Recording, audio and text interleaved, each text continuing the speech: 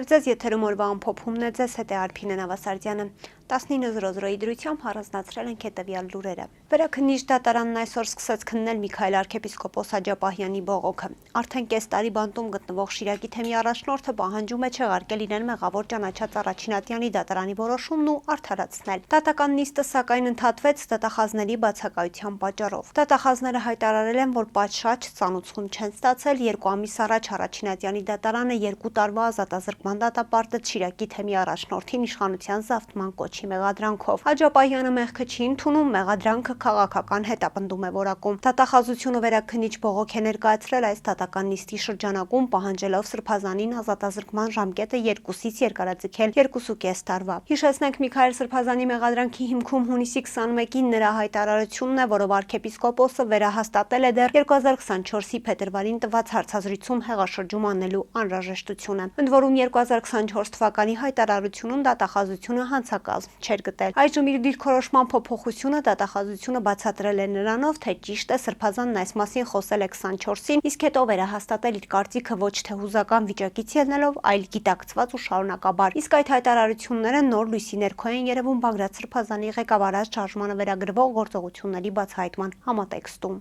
Գլխի հրազենային վնասվածք ստացած Սմբատ Կիրակոսյանի մահվան դեպքով մեկ անձ է կալանավորվել, այս մասին հայտնում է քննչական կոմիտեն։ 2025 թվականի դեկտեմբերի 12-ին Զինծառայողի մահվան դեպքի առթիվ նախաձեռնված քրեական վարույթի նախաքննության ընթացքում մեկ անձի նկատմամբ հանրային քրեական հետապնդում է հարուցվել քրեական օրենսգրքի 522-րդ հոդվածի 2-րդ մասի 3-րդ կետով Զինծառայողին անզգուշությամբ ինքնասպանություն հասցնել է։ Վերջինի նկատմամբ որպես խափանման միջոց կիրառվել է կալանքը, ասված է հաղորդագրությունում։ Հիշեցնենք, Պաշտպանության նախարարությունը դեկտեմբերի 12-ին հայտնեց, որ հայտնաբերվել է զինծառայող Սմբատ Մեհերի Կիրակոսյանի դին հրազենային վնասվածքով։ Հաջորդ օրը քննչական կոմիտեն տեղեկացրեց, որ ըստ նախնական տվյալների զինծառայողն իրեն ամրակցված զենքով կրակոց է արձակել գլխի շրջանում, ինչի հետևանքով մահացել է։ Սամվել Կարապետյանը մեկուսարանից նամակ է գրել ընտրություններից առաջ իշխանություններին 4 կետանոց այլընտրանք առաջարկել։ Առաջին կետով Կարապետյանը նշել է, որ հայ ժողովուրդը արդարության ուզում, որը պետք է վերականգնել։ Փոքրիկ խմբակը հենց այդ հիմնական խոստումով եկավ իշխանության եւ անամոթաբար խաբեց բոլորին, մենք բերելու ենք այդ սպասված արդարությունը։ Արժանին ու խելացին լավ դիրք է զբաղեցնելու պետական համակարգում անկախ իր ծանոթություններից ու ունեցած փողի քանակից։ Համարձակ եւ հայրենասեր մարդկանց ոչ թե հեռացնելու, այլ խրախուսելու ենք ու առաջ տանելու, նշել է Կարապետյանը։ Նա կարևորել է երիտասարդներին աջակցությունը, շեշտել, որ անգամ սեփական միջոցների պետք է հարստացնել Հայաստանը։ Նամակի երկրորդ կետը Հայաստանում ավելի բարեկեցիկ կյանք ունենալու մասին է։ Նա ընդգծել է, որ պետք է անցյալում թողնել աղքատներ ունենալու փաստը, բոլոր կարիքավորներին ապահովելու ենք աշխատանքով եւ հնարավորություններով։ Հայաստանում չպետք է սոված կամ հագուստ չունեցող երեխա լինի։ Տեղի փողի խնդիր ունեցող ծնող չպետք է լինի այլևս։ Դա իմ պատվի հարցն եմ համարում, շարունակել է նա։ Սամվել Կարապետյանի կողմից առանձնացված երրորդ կետը Հայաստանի Հանրապետության արտաքին քաղաքականության մասին է։ Նա նշել է, որ Հայաստանն իրավունք չունի վատ հարաբերություններ ունենալ որևէ հարևանի ու որևէ գերտերության հետ։ Պրիմիտիվ քեն քշելու, միաժամանակ գցնելու խաբեբա ու հայերիս համար ամոթալի քաղաքականությունը դադարեցնելու են ընտրությունների հաջորդ իսկ օրվանից։ Ադրբեջանի ու եւ Թուրքիայի հետ կրացած բարեկամություն անելով իրական խաղաղություն չենք ունենա, Ռուսաստանի դեմ խարդավանքներով տարածաշրջանում մեզ անվտանգ չենք զգա, Իրանի ու Վրաստանի կենսական շահերը անտեսելով դժվար օրերի բարեկամ չենք ունենա։ Մեր ժողովուրդը վաղուց մոռացել է, թե ինչպես է լինում լավ հարաբերություններ ունենալով սեփական հարցերը լուծել է։ Մենք հենց այդպես ենք անելու, ոչինչ չենք ուրանալու, բայց հարցերը լուծելու ենք խաղաղությամբ ու պրոֆեսիոնալիզմով, մեր օգտին, շեշտել է Սամվել Կարապետյանը։ Չորրորդ կետով Սամվել Կարապետյանը անդրադարձել է ազգային համախմբմանը, նշելով, որ կրկին պետք է դառնալ մեկ մեծ ընտանիք, որտեղ յուրաքանչյուրն իր գործով շենացնում է հայրենի տունը։ ԵՄ դիվանագիտության ղեկավար Կայա Կալասը հայտարարել է, որ Հայաստանը դիմել է ԵՄ-ին առաջիկա ընտրություններին արտաքին միջամտության դեմ պայքարում օգնելու խնդրանքով։ Նրա խոսքով Երևանը հույս ունի ստանալ այնպիսի աջակցություն, ինչպիսին Բրյուսելն ավելի վաղ տրամադրել է Մոլդովային։ Կալասը նշել է, որ Եվրամիությունը շուտով կքննարկի ընտրությունների նախաշեմին Հայաստանին օգնելու հնարավոր ձևաչափերը։ Ավելի վաղ էլ հայտնի էր դարձել, որ 2026-ի արժանտրություններին ընդառաջ ԵՄ-ն պատրաստվում է 12 միլիոն եվրո աջակցություն տրամադրել Հայաստանին օտարերկրյա տեղեկատվական մանիպուլյացիայի եւ միջամտության դեմ պայքարի եւ կիբերանվտանգության համար։ Ըստ ԵՄ օնլայնման հարցերով հանձնակատար Մարթա Կոսի աջակցության նպատակն է բարձրացնել հայաստանյան ինստիտուտների կարողությունները, կանխատեսել բացելու եւ արձագանքելու հիբրիդային սպառնալիքներին։ Գևորգ Պապոյանը նորմալ է համարում հիբրիդային պատերազմներից Հայաստանի ժողովրդավարությունը պաշտպանելու համար ԵՄ-ին դիմել է։ Ես այդ քննարկումներին չեմ մասնակցել, կարծում եմ Հայաստանի նկատմամբ հնարավոր է լինի հիբրիդային հարձակում, մասնավորապես մեր ժողովրդավարությունը կարող է վտանգի տակ դրվել, կարող է տարբեր տեսակի կեղծ լուրերով կամ ընտրակաշառքներով փորձ կատարվի որոշակի շրջանակների կողմից, որոնք տիրապետում են միլիարդավոր դոլարների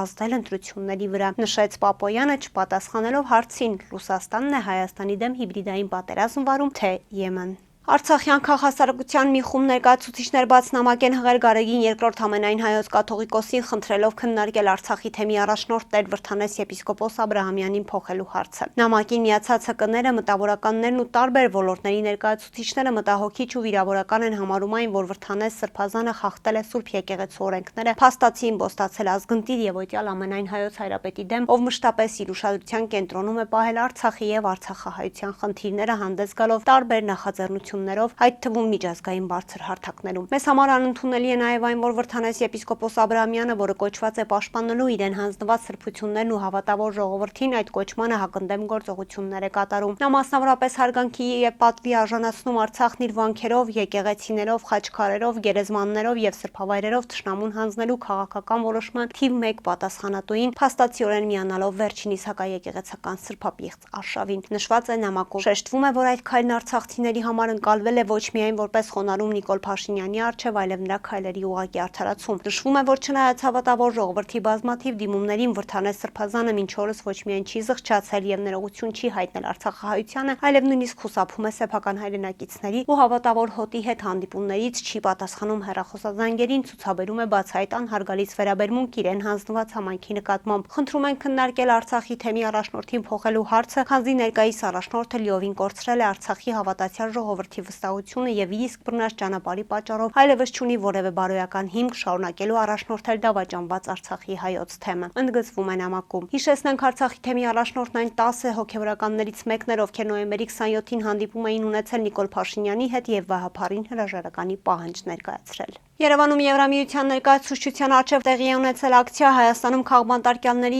առկայությունը ճանաչելու եւ նրանց ազատ արձակելու համար քայլեր ձեռնարկելու պահանջով ակցիան իրականացրել են Հույդադ Նիկոլ Աղբալյան ուսանողական միության երիտասարդական կազմակերպության անդամները։ Նրանք դեսպանատան շենքի մոտ են եկել ազատազրկման դատապարտված Միքայել arczepiskopos Աջապահյանի, Կալանքի տակ գտնվող Բագրատ arczepiskopos Գալստանյանի, գործարար Սամվել Կարապետյանի, Մասիսի քաղաքապետ Դավիթ Համբարձումյանի, Գյումրիի քաղաքապետ Վարդան Ղուկասյանի, բլոգերներ Վազգեն Սաղաթելյանի եւ Նարեկ Սամսոնյանի Բաքվում պահվող հայ գերիների լուսանկարներով։ Ցուցարարները անգլերեն եւ ֆրանսերեն լեզուներով ընթերցել են հայտարարությունը, որն ուղղված է ԵՄ-ին։ Ակցիայի մասնակիցների խոսքով ԵՄ-ն Հայաստանում քաղաքական ճգնաժամերին արձագանքել է միայն այն ժամանակ, երբ դա համապատասխանել է իր շահերին։ Մինչև 2018 թվականը Եվրոպական միությունը հետևականորեն բարձրացրել է մարդու իրավունքների ոտնահարումների, ընտրախախտումների, կառուցվածքային բարեփոխումների անհրաժեշտության մասին հարցեր։ Բայց այսօր նույն ԵՄ-ն լռում է եւ մենք ուզում ենք հասկանալ, թե ինչու։ 2018 թվականից հետո Հայաստանում ձևավորվել է ընտրովի արդարադատության նոր համակարգ, որտեղ քրեական հետապնդումը կիրառվում է քաղաքական նպատակահարմարության շրջանակներում, նշել է Նիկոլ Աղբալյան ուսանողական միության երիտասարդական կազմակերպության անդամ Արմենակ Գրիգորյանը։ Նա նշել է հալածանքի են ենթարկվում հայ առաքելական եկեղեցու եպիսկոպոսներ, բարերարներ, հասարակական եւ քաղաքական գործիչներ, համայնքներին դիմադիր ղեկավարներ։ Նրանք ամիսներ ու տարիներ շարունակ կալանքի տակ են, զրկված իրական արդարադատության հնարավորությունից։ Ակցիայի մասնակիցները ուշադրություն են հրավիրել այն հանգամանքի վրա, որ քաղբանտարկյալներ կան ոչ միայն Հայաստանում, այլև Ադրբեջանում։ Այսօր դեկտեմբերի 15-ին ողբերգական ավտովթար է տեղի ունեցել Գեղարքունիքի մարզում ժամը 8:30-ի սահմաններում Երևանի բնակիչ 24-ամյա Գագիկ Սն իր վարած Մազդա Մակնիշի ավտոմեքենայով Երևան-Սևանի-Ջևան ավտոճանապարհի 72-րդ կիլոմետրի հատվածում դուրս է եկել երթևեկելի գոտուց, բախվել մի քանի եղևնիների եւ հայտնվել դաշտում։ Ինչպես դեպքի վայրից հայտնում է ֆոտոլրագրող Գագիկ Շամշյանը, վթարի հետևանքով վարորդը տեղում մահացել է։ Նրա մարմինը ավտոմեքենայից դուրս բերելու համար ժամանել են Հայաստանի Հանրապետության ներքին գործերի նախարարության փրկարար ծառայության Սևանի Հրշեջ փրկարարական ջոկատից 1 մարտական հաշվառ։ Տեղում պարզվել է, որ վարորդը զինվորական է, ինչից հետո տեղեկությունը փոխանցվել է Հայաստանի Հանրապետության քննչական կոմիտեի զինվորական քննչական գլխավոր վարչության Կայազորի քննչական բաժին, որտեղից ժամանել է քննչական խումբը, ինչպես նաև Հայաստանի Հանրապետության պաշտպանության նախարարության ռազմական ոստիկանության Սևանի ծառայողները։ Քննիչի հանձնարարականով ավտոմեքենան տեղափոխվում է հատուկ պահպանվող տարածք։ Ֆոտոլրագրողի տեղեկություններով մահացածը զորացրվել էր եւ մեկնում էր զորամաս զինվորական գրքույկը ստանալու։ Կհանդիպենք վաղը, առողջ եղեք։